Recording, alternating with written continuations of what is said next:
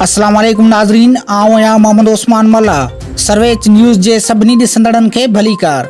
Bulletin में शामिल कंदासीं हिन वक़्त जी हिकु अहम ख़बर।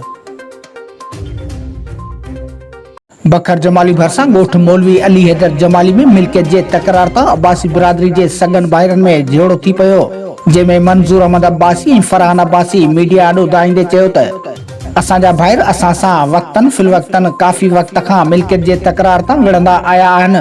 हुननि असांजे घर ते 11 ऐं 12 अप्रैल ते मंझंदि ऐं राति जो 2 दफ़ा हमलो कयो। फरहान अब्बासी ॿुधायो त मंझंदि जो मुंहिंजे गैर मौजूदगी में मुंहिंजा भाइर नाले इक़बाल हुसैन ऐं इम्तियाज़ हुसैन अब्बासी घर में ज़बरदस्ती घिड़ी 15,000 रुपया रोक रक़म, घर में पयल सोन ऐं ॿियो ज़रूरी सामान खणी फरार थी विया।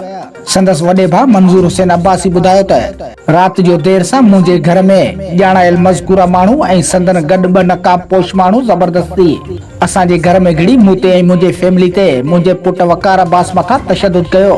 असां वाक़िए ख़िलाफ़ सैदाबाद थाणे ते पहुतासीं, जिते असांजी NC दाख़िल करे असांखे पुलिस पोस्ट बकर जमाली जे इंचार्ज ॾांहुं उमाणियो वियो। बकर जमाली पुलिस रिवायती तौर ते 1-2 चकर लॻाए ख़ामोश थी वई।